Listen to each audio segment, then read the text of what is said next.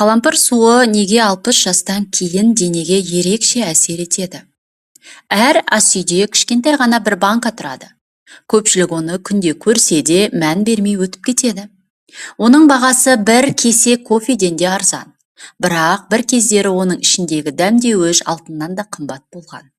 Оны мұхиттар арқылы тасымалдаған, патшалар сақтаған, ал дәрігерлер адамзат тарихындағы ең ауыр індет кезінде пайдаланған. Өйткені олар бос ұмытып кеткен бір шындықты білген. Бұл қалампыр. Сізге бір сұрақ қояйын. Соңғы рет қашан таңертең шынымен сергек ояндыңыз? Жай ғана тұрып кеткен жоқсыз, нағыз тынығып ояндыңыз. Соңғы рет қашан кешкі астан кейін асқазаныңыз ауырламады? Таңертеңгі тұманданып тұрғандай сезім қашан жоғалды? Егер жасыңыз 60-тан асса, бұл сұрақтардың жауабын еске түсіру қиын болуы мүмкін.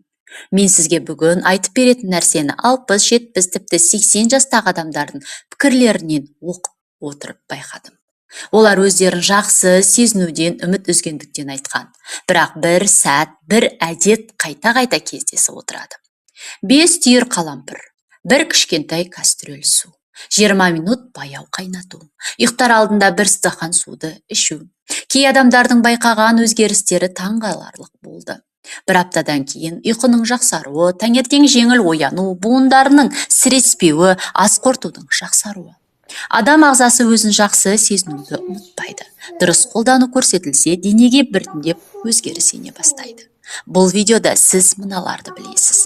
Қалампыр суы түнде ағзаға не істейді? Неге дәл ұйықтар алдында ішу маңызды? Оны қалай дұрыс дайындау керек? Қанша мөлшерде ішу керек және кімдерге оны ішуге болмайды? Соңына дейін көріңіз, себебі ең маңызды ақпарат ортасында болады. 60 жастан кейін ағза қалай өзгереді? Көп адам түсінбейтін бір нәрсе бар. 60 жастан кейін ағза өзін бұрынғыдай қалпына келтірмейді. Күндіз дене тамақ қорытады, қозғалады, ойланады, қорғанады. Ал түнде, әсіресе кешкі 10-нан түнгі 2-ге дейін ағза қалыпқа келу режимінен өтеді.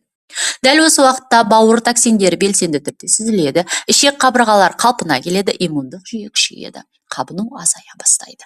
Жасушалардың жаңаруы жылдамдайды. Сондықтан ұйықтар алдында 1 сағат өте маңызды. Қалампыр ас үйдегі ең күшті табиғи дәмдеуіштердің бірі, оның құрамында эвгенол деп аталатын зат бар.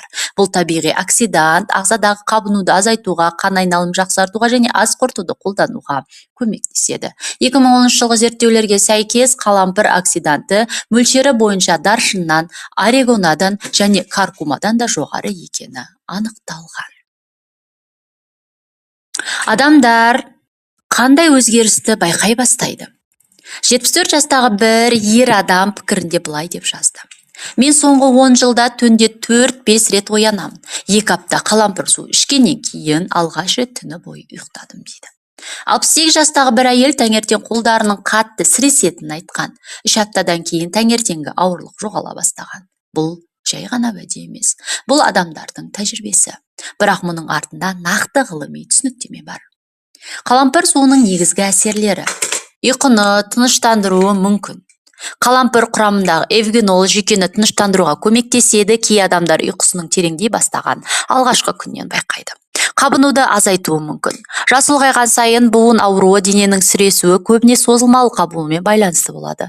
Қалампыр қабынуға әсер ететін кейбір ферменттердің белсенділігін төмендетуге көмектеседі. Ас қорытуды жақсартады. Қалампыр ішектегі зиянды бактерияларды азайтуға көмектеседі, сонымен қатар ас қорыту ферментінің бөлінуін қолдайды. Сол себепті көптеген адам таңертең іштің жеңілдігін байқайды. Бауырды қолдайды. Түнгі уақытта бауыр ағзаны тазарту процесін күшейтеді. Қалампыр құрамындағы антиоксиданттар бауыр жасушаларын қорғауға көмектесуі мүмкін. Қандағы қант деңгейін тұрақтандыруға көмектеседі. Кейбір зерттеулер қалампыр жасушаның инсулинге сезімталдығын жақсарту мүмкін екенін көрсеткен. Қан айналым жақсартады. Қалампыр қан айналымын босаңсытып, қан айналымын қолдауға көмектеседі. Және ауыз қуысына пайдасы зор. Түнде сілекей аз бөлінгендіктен бактериялар көбейеді. Қалампыр суы ағзадағы, ауыздағы бактерияларды азайтуға көмектесуі мүмкін. Олай болса, қалампыр суын қалай дұрыс дайындау керек? 2 стакан су аласыз. Оған 4-5 бүтін қалампыр саласыз.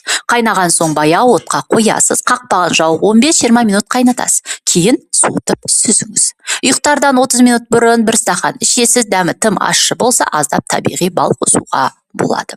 Осы жерде маңызды ескерту: қалампыр суы бәріне бірдей жарамды емес. Егер сіз қан сұйылтатын дәрі ішсеңіз, қант диабетіне қарсы дәрі қабылдасаңыз, асқазанның жарасы немесе ішек аурулары болса, операцияға дайындалып жүрсеңіз, алдымен міндетті түрде дәрігермен кеңескен дұрыс. Бұл видео тек ақпараттық мақсатта жасалған. Не күтуге болады? Алғашқы бірнеше күнде ұйқы сәл жақсаруы мүмкін, таңертең жеңілдік оянасыз. Бір аптадан кейін іштің кебуі азаюы мүмкін, тыныс сергек болады, таңертең ауырлық азая бастайды. 3-4 аптадан кейін ас құрты тұрақталады, буындар жеңілдейді, энергияда тұрақтылық болады. Ең қызығы, бұл өзгерістер бірден байқалмайды, бірақ бір күні өзіңізді бұрынғыдан да жақсы сезіне бастағаныңызды түсінесіз. Сіздің ағзаңыз жақсы ұйқы мен жақсы ас қорытуды ұмытпайды.